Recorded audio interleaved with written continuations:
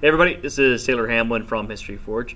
I'm going to show you how to use my evaluating secondary source doc. So for my students especially, this will be a helpful refresher on how to go through and actually write these things, and especially showing you like how I want these to look. For my students, we need to do about one of these a week, and I gave you class time to do so, but really trying to find sources and find information is going to be really important because we want to be able to pull in information from our secondary sources and be able to use it for our big projects. So we're going to be learning more about them. I got the source right here. I've actually already filled one out just to kind of show you what it looks like.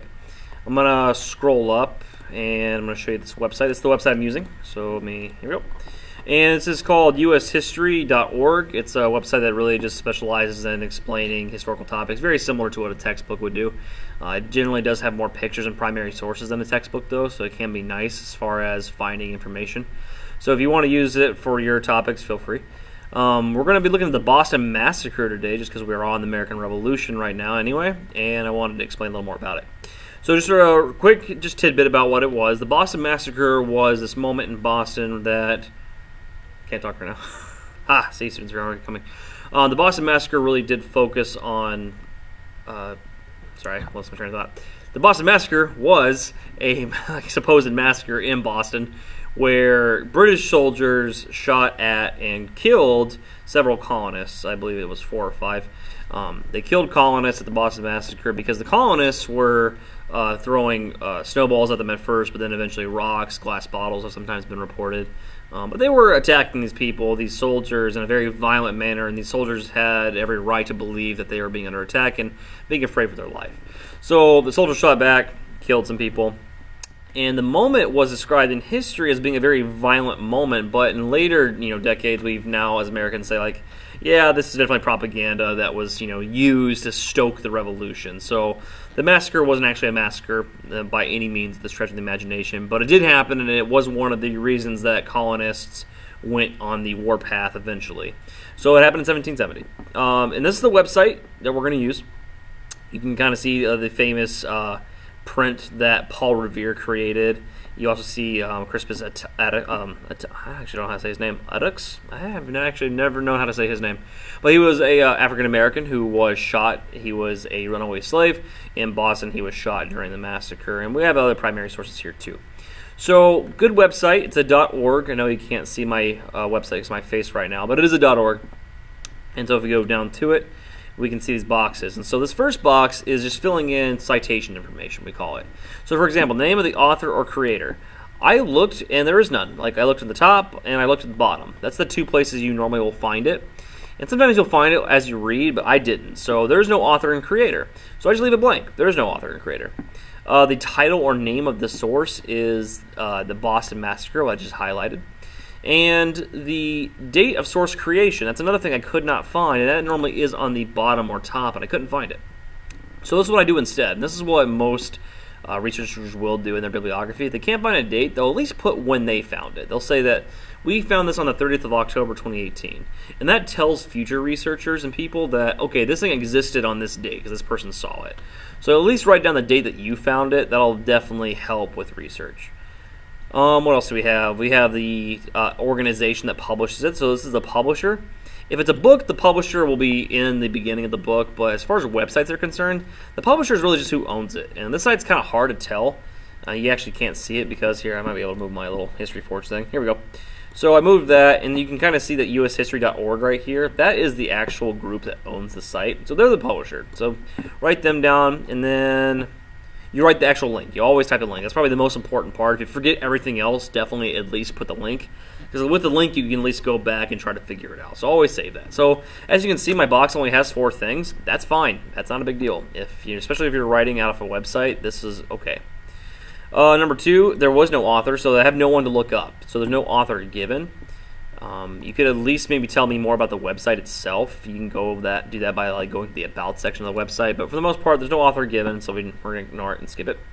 And then number 3, finally, is telling me the purpose of the writing. This is where you're probably going to get most of your writing out of the 3 boxes. I would say this needs to be at least 2 to 3 sentences. Like mine's probably 5 or 6. And I'm just focusing on like what the point of the article is. So I had to read it, and whenever I'm trying to figure out the main point of an article, especially an article like this that has several, big section titles, that are big and bold and blue, it's kind of easy to figure out like what the point is. So we're talking about the Boston Massacre, obviously. And so as you can read here, I even say the article informs readers about the Boston Massacre. Simple, right? Done and done. And then I also say that it focuses on something else. I said that it focuses on the idea that the British were willing to injure and kill Americans if necessary. Where did I get that from? Well, not only does the entire article talk about that, but the very first line says, American blood was shed on American soil. A good author always will try to introduce their topic with a strong topic sentence. So this topic sentence tells me that this article is going to focus on the fact that the Boston Massacre was bloody or that the British were willing to attack. Another way you can check that out and make sure that that topic might be the real topic is go to the very end and look at the last section. Like, what does the last sentence say? Let's see, the last sentence says, if it could happen in Boston, where would it happen next? All right, here it says Americans learned that the British would use force when necessary to keep the Americans obedient. And this all fits my sentence. My sentence said that the British were willing to injure and kill Americans if necessary. So that's really the main topic, is that British are willing to kill. And I kind of get into more of like why I think that might not be a great topic sentence for this, and then how it can be misleading. And I go into that. I have evidence. I say that this evidence from the beginning and final lines of the article. I use the same quotes I just mentioned. So right here where I'm highlighting, I use quotes to back myself up because I know that I could possibly copy and paste this entire paragraph into my big project. Like if I wanted to, this entire big paragraph could go right into my big project and really be useful for me. I also had that these two lines show the author focus on how the Boston Massacre was a violent moment instead of focusing on how the massacre was actually an unfortunate accident that the colonists started. So you had to know that. You know, my students, we watched videos about that recently and talked about it. So you should know that the Boston Massacre was an accident and wasn't meant to be, you know, a bloody event.